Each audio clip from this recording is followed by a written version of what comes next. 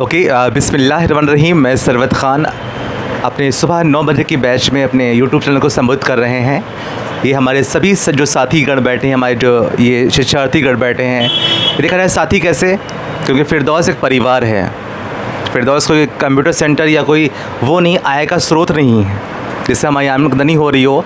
ये हमारे फैमिली बन के हमारे सामने रहते हैं। हमारे ये हमेशा सुख और दुख सब में मेरे सामने शरीक रहते हैं।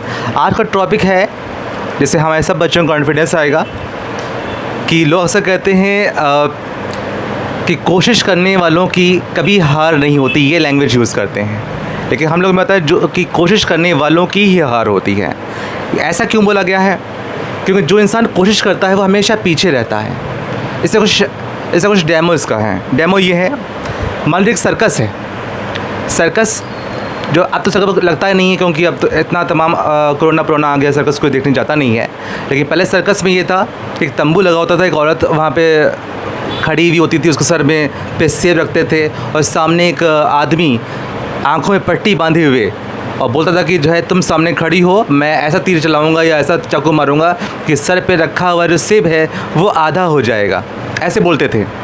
अगर वो आदमी उस औरत के कान में ये कह दे कि मैं कोशिश करता हूँ कि सेब को मारूंगा, अल्लाह ना करे लगे ना लगे, मुझे नहीं, हम डेमो खाली कोशिश कर रहे हैं, तो जो औरत सामने खड़ी है वो सुनकर ही आधा मर जाएगी कि तो ये तो कोशिश कर रहे हैं। दूसरा, अभी हम लोग बोले मैं खाना खाने की कोशिश करता हूँ।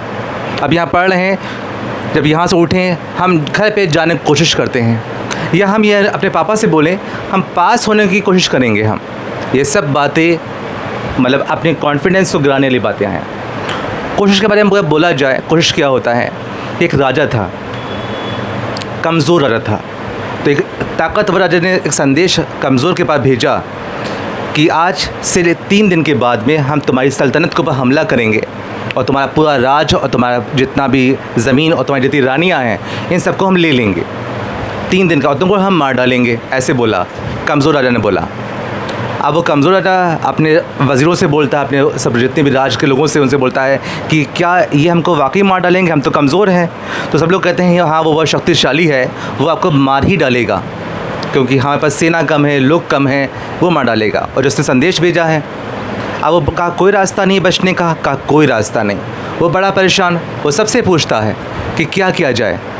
ये उनके बारे में बोल रहे हैं, कोशिश करने वालों की हार होती है और जो कोशिश करते नहीं हैं वो जीत जाया करते हैं। तो उसके बाद वो सबसे पूछता है, सब लोग कहते हैं हम अब मर ही जाएंगे, कोई रास्ता नहीं बचने का। एक वो कॉन्फिडेंटल व्यक्ति से पूछता है कोई रास्ता है? वो कहता है हाँ एक रास्ता है। कहा क्या रास्ता है? कहा वो हमला कब करने वाले हैं? कहा वो परसों 3 दिन के बाद में करने वाले हैं। कहा आप आज शाम को ही हमला कर दीजिए। वो ऐसे कहते हैं। उससे क्या मिलेगा, क्योंकि वो 3 दिन के बाद अपना माइंड मेकअप करेंगे और उसके बाद हमला करने के लिए आएंगे। अभी उनका माइंड मेकअप नहीं होगा, अभी आराम से घर बैठे हुए होंगे वो लोग। अगर क्यों ना अगर आज ही हमला कर दिया जाए, तो वो जिस मूड में बैठे होंगे तो शायद आप भारी पड़ सकते हैं। जब वो घर से बाहर निकलता है, सुन के कहा कोई बात नहीं, मरना 3 दिन के बाद हिलवारी सही, आधी मर लेंगे। तो वो निकलता है, सबको इकट्ठा करता है और लेकर जाता है। रास्ते में एक पुल पड़ता है, तो जब पुल वो क्रॉस कर लेता है तो पुल को तोड़वा देता है। तो सभी जितने लोग साथ में खड़े होते हैं, कहा सर आपने ये क्या करा? अगर वो हैवी पड़ गए, भारी पड़ गए तो हम भागेंगे कहाँ से? कहा आप कोई ऑप्शन नहीं, आप कोई ऑप्शन नहीं, अब आपको सिर्फ जीत के ही आना है, मर के नहीं आना है, कोशिश नहीं करना है, क्योंकि अब तो मरना है को सोच लेंगे तो मर ही जाएंगे आप जा करके। हमें जीतना ही है खाली। तो वो आदमी फिर जो होता है वो जीत ही जाता है, वो कामयाब होता है। एक फ़िल्म भी 300 है, 300 वो 300 लोग ने पूरे मिस्र के जितने भी गुंडे थे उस समय में, यजीद के बारे में बताया गया उसमें है, वो पूरी की पूरी मतलब लाखों करोड़ों लोग को वो सिर्फ 300 लोग मारते हैं। उस फिल्म को रियल लाइफ ये हम लोग के साथ में हो भी चुका है। एक और से बात की जाती है कि कॉन्फिडेंस की बात की जाए आपस में।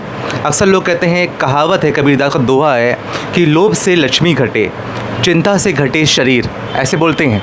ये सब बातें सत्य हैं, कह गए दास कबीर, यानी लोभ से लक्ष्मी घटे। हम लोगों ने इसको उल्टा किया है पढ़ने के बाद, कॉन्फिडेंस आने के बाद। अभी बोले थे लोभ से लक्ष्मी घटे, भैया बिना लोभ करे लक्ष्मी आए कैसे?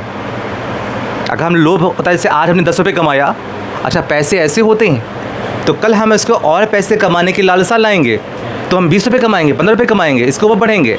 और जब तक लालच नहीं लाएंगे तो हम लोग कभी आगे बढ़ नहीं पाएंगे। उसे को था लोभ से लक्ष्मी घटे और चिंता से घटे शरीर, कि बहुत चिंता करोगे तो जिस्म दुबला हो जाएगा, गालंदर हो जाएंगे, दुबले हो जाएंगे। जब तक कि चिंता नहीं करेंगे तो हम सेहत कैसे बनाएंगे। जो जिम ज्वाइन करते हैं रोज़ डैम्बुल और चिंता और डैम्बुल और गुस्सा, करी अब तो इतना बन रहा है। जब तक कि अपनी केयर नहीं करेंगे, चिंता नहीं करेंगे, तो जिस्म बने कहाँ। तो हर कहावतें सही नहीं होती हैं। जितना बड़े बूढ़े बोल गए हैं कि यार ये चीज़ ऐसे ही होता है, वो चीज़ कि भाई हम कोशिश करने वालों की जीत होती है, कोशिश करने से आप आगे बढ़ते हैं।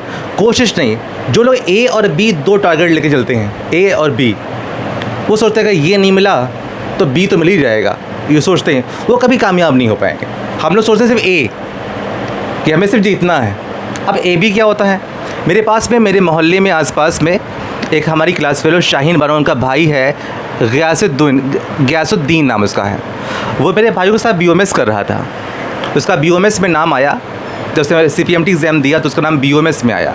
वो MBBS करना चाह रहा था, तो मेरे भाइयों ने BOMS कर लिया, क्योंकि वो भी MBBS का फॉर्म भरा था उन्होंने। तो MBBS उन्होंने नहीं किया भाइयों ने, वो BOMS 15 लोगों ने कर लिया। पर उसने कहा मैं BOMS नहीं करूँगा, BOMS छोटा होता है, हम MBBS ही करेंगे। उसने BOMS ना करके रुका रहा। नेक्स्ट ईयर फिर फॉर्म भरा, 10 का हमारा फर्स्ट ईयर हो गया। फिर फॉर्म भरा होगा, फिर से उनका नाम MBBS में नहीं आया, फिर से वो BOMS में आ गई। रियल लाइफ की बात है, कोशिश करने वालों की हार होती है, ये बोल रहे हैं। तो फिर से BOMS में नाम उनका आया। अब 2 इयर्स हो गए, उन्होंने कहा अभी भी नहीं, बट टाइम है, जवान है, वो सब कुछ हो जाएगा। फिर से उन्होंने BOMS नहीं करा, और फिर से 3rd टाइम उन्होंने CPMT एग्ज़ाम दिया। इस बार फिर से वो 3rd बार BOMS आए, जबकि पढ़ने में बहुत तेज़। वो बायो साइड के बच्चों को पता भी था, भाई किस्मत और लक भी कुछ होता है। तो 3rd टाइम भी उसका BOMS आया। अब भाई हमारे क्लास को मतलब डॉक्टर बनने में तैयार खड़े हुए, लेकिन उसने कहा मैं टैलेंट में है, हम फिर से MBBS ही करेंगे इसको हम। ऐसे करते करते वो 5 बार वो BOMS ही आता गया। आखिरकार उसने BOMS ही करा। आज वो BOMS डॉक्टर है, BOMS डॉक्टर है। तो अगर वो फर्स्ट, लेकिन वो देर से BOMS बना, 5 साल उपरांत BOMS बना। तो कभी जो लोग सेकंड चांस को आजमाते हैं, ये नहीं तो ये कर लेंगे।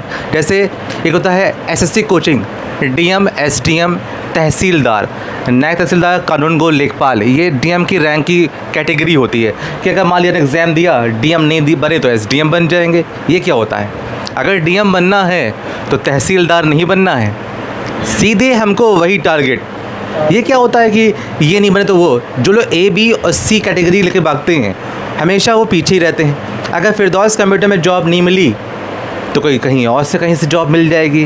नहीं यार, क्यों नहीं, इनके ज़रिए से जॉब पानी है, इससे भी ऊँची जॉब पानी है। हमको 5-6 हज़ार में पड़ता नहीं आने वाला, फिर वो 5-6 हज़ार लेवल बन जाएगा हमारा।